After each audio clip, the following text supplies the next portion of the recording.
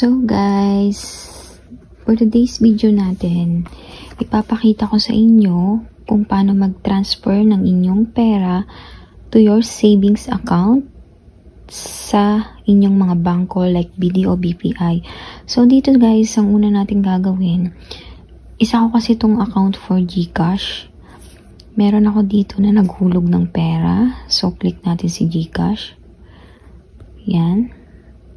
Sorry, naghahang yung aking phone. Kasi matagal ko siyang hindi nagagamit. Tapos, itatransfer ko siya doon sa aking savings account. Which is, ano siya, yung aking BPI savings bank. So, doon ako nagsisave ng pera. So, enter mo muna yung iyong MPIN. Yan. Yan. So, nagbukas na siya guys. So, ayan, mayroon kayong makikitang balance ko. Yan. So, yung balance na yan, itatransfer ko siya sa aking savings account, yung aking ipon, which is BPI. So, paano siya mag-transfer gamit ang GCash to your bank account? I-click lang natin guys yung bank transfer. So, sa bank transfer na yan, nakalagay na po lahat kung anong bangko ka magka-cash in. So, dito ako maglalagay sa BPI. So, click lang natin ang BPI. After that, ayan, makikita nyo yung amount na ilalagay nyo. So, ang ilalagay ko, ito kasi is pera siya na kinita ko sa business. So, ang kinash in dito nung nakaraan is yung 7,250. So, ilalagay natin yung 7,250 lang. Yan. Tapos, yung account name, which is my name. Yan. Lalagay natin yung aking name. Enter mo lang yung iyong name. Yan. Enter mo yung iyong name sa portion na yan.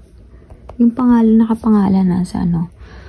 Tapos yung account number. So, dito guys, dapat ano nyo yung account number. So, my account number is yan. Sorry. Baba natin siya sa 10 digits account number. Yan, 10 digits account number. Type mo yung account number. Okay.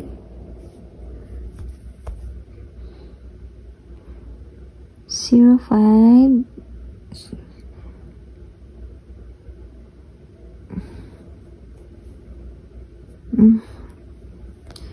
0576 37.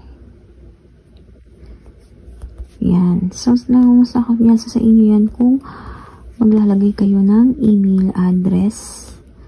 So, ano naman yan, optional naman kung maglalagay ka.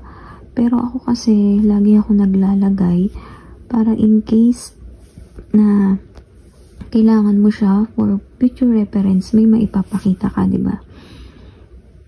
So, yan nga, lagay ko. Asan na yung at na yun? This is my email address. Yan. After mo malagay yan, wait lang.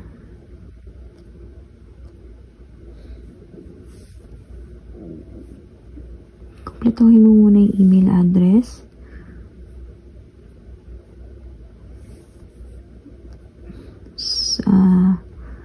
After mo malagay yung email address, i-click mo na tong send money.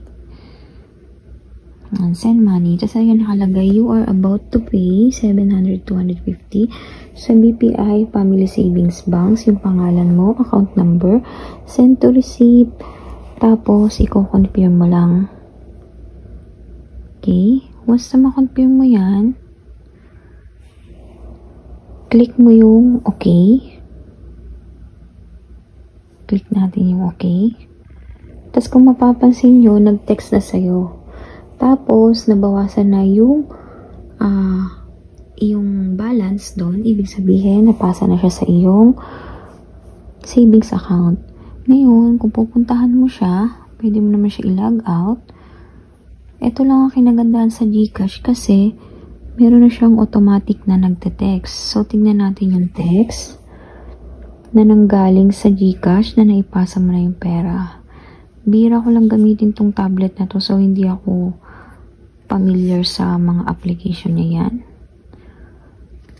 So, makikita nyo yan, may text na yung GCash. So, you have sent 700-250 on GCash March 3 from BPI savings account. Convenience, this transaction. So, makikita nyo guys, ang naging charge nyo lang is 15 pesos.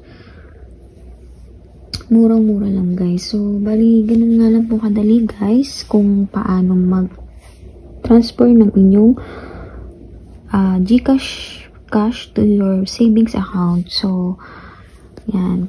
Kung may natutunan kayo sa video na to, huwag niyo kalimutan mag-like, share, and subscribe po sa aking YouTube channel for other tutorial vlogs. Thank you guys and God bless us all.